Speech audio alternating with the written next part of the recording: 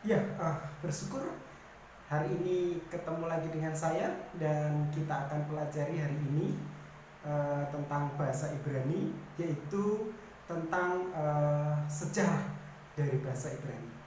Mari kita akan ikuti video berikut ini.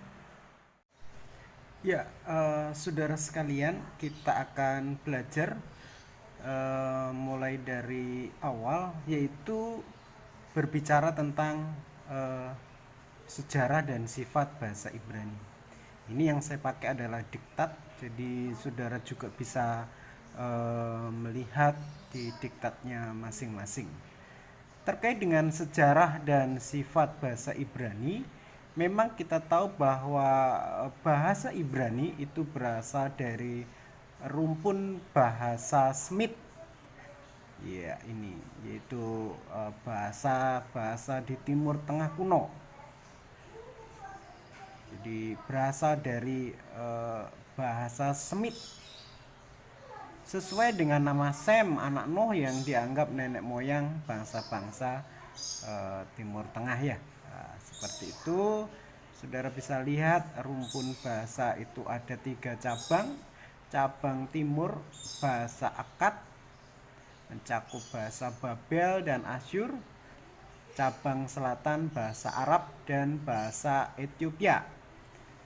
Lalu yang ketiga, cabang barat itu bahasa-bahasa Kanaan.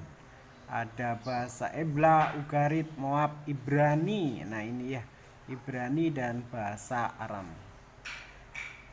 Dua bahasa dari rumpun Semit ini digunakan dalam perjanjian lama, yaitu bahasa Ibrani dan bahasa Aram. Jadi itu sekilas tentang sejarah bahasa Ibrani. Jadi bahasa Ibrani itu berasal dari rumpun Semit, seperti itu. Lalu bagaimana dalam perkembangannya? Memang saudara bisa baca sampai abad ke-6 sebelum Masehi bangsa Israel menggunakan bahasa Ibrani. Tetapi sejak abad keberapa? 9 sebelum Masehi bahasa Aram telah menjadi bahasa internasional, sehingga semakin lama orang Israel mempelajari yaitu bahasa Aram. Dari sisi penulisan, saudara lihat di dalam bagian ini memang titik permulaan penulisan terjadi di Mesopotamia 350 sebelum Masehi. Lalu bahasa yang pertama ditulis adalah bahasa Sumer, ya, memakai lambang-lambang. Ya, ini saudara bisa lihat ya, lukisan, gambaran, menggambarkan kata ya, pakai lukisan. Lalu dalam perkembangannya memang kalau kita lihat di sini jelas bahwa ada perkembangan dari sisi bahasa, di mana kalau kita lihat beberapa bahasa Semit yang lain juga ditulis dengan lukisan ya, seperti orang Kanaan dan semuanya.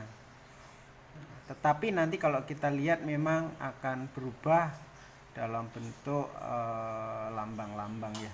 Nah ini contoh-contoh saudara bisa lihat dalam bagian ini. Selama 500 tahun gagasan abjad berkembang dan dipergunakan untuk bahasa Ibrani, Aram, Moab, dan Edom. Orang Venesia mempelajarinya dan kemudian menyampaikannya kepada orang Yunani. Ya, mereka menamainya dengan apa? Alfabet. Sesuai dengan nama kedua huruf pertama, alfa dan bet. Beta. Bet. Ya. Lalu bagaimana sejarah bahasa Ibrani? Saudara bisa lihat dengan cepat di sini. Sebelum 1000 tahun sebelum Masehi, hanya beberapa tulisan dari zaman kuno sehingga sifatnya bahasa kurang dapat dipastikan.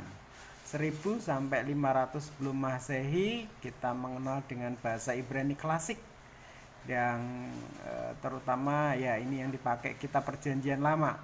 Lalu 500 sebelum Masehi sampai 500 sesudah Masehi, selama 1000 tahun ini bahasa Ibrani semakin kurang dipergunakan. Karena apa?